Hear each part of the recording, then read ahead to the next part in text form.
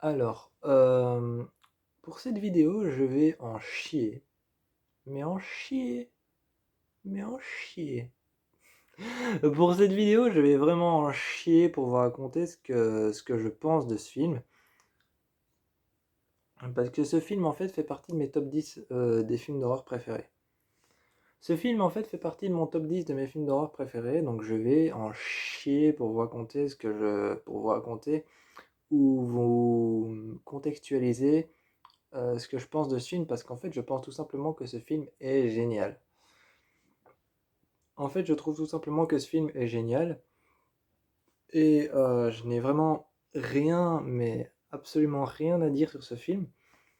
C'est le film d'horreur The Strangers Prey at Night. C'est le film d'horreur The Strangers Prey at Night.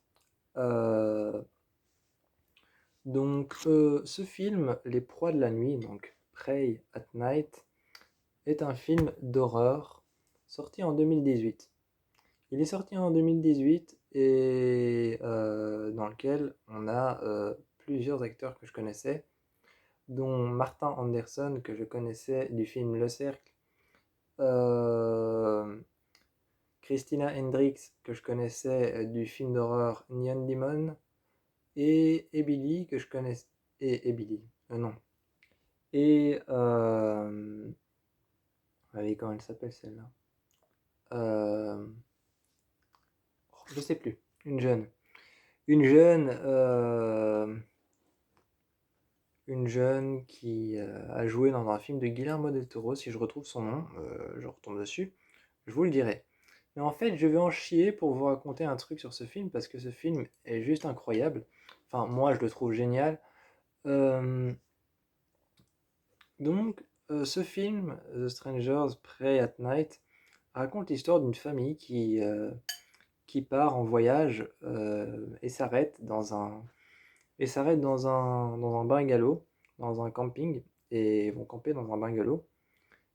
Surtout, ils vont là-bas pour rejoindre leur tante et oncle, sauf qu'ils ne sont pas là quand ils arrivent, et ils tombent sur une jeune fille qui toque à la porte le premier soir, et qui toque plusieurs fois à leur porte le premier soir, et finit par s'attaquer à eux.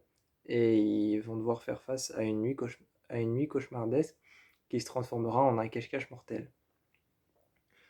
Et j'ai retrouvé le nom de la jeune qui joue dans ce film, c'est Billy Madison. Je me suis trompé, mais c'est parce que je confonds Billy Madison et Hey Billy.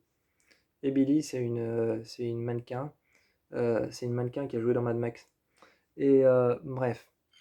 Euh, Vraiment, c'est un film que j'aime beaucoup, donc là, je suis en train. Si je dis beaucoup ou que je regarde à gauche et à droite, c'est pas que je veux vous éviter.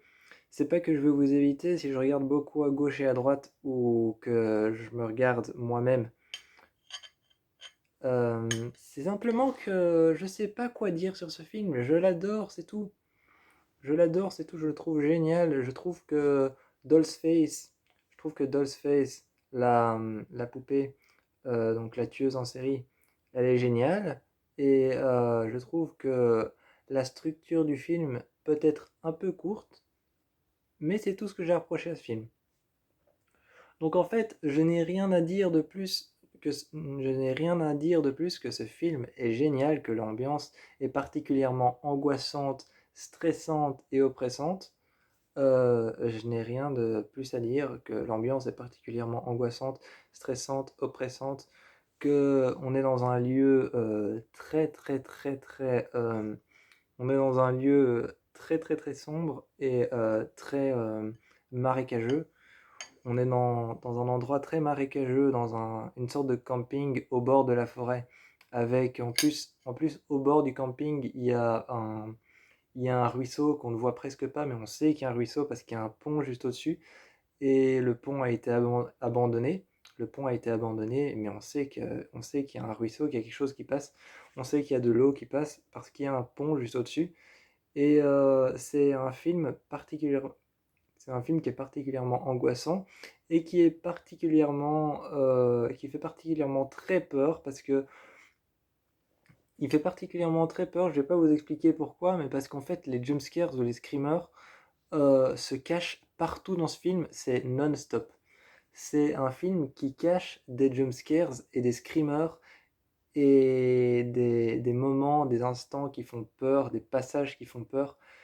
Ce film, c'est 1h28 de moments, de passages qui font peur, de jumpscares, de screamers, de hurlements et de cris pendant 1h28. Ou 1h26 même, je sais plus. Mais c'est un super bon film d'horreur, d'ailleurs, c'est inspiré d'une histoire vraie. C'est inspiré d'une histoire vraie, c'est inspiré d'événements réels. Et les événements réels sont les suivants, si vous voulez que je vous les dise. Les événements réels sont les suivants.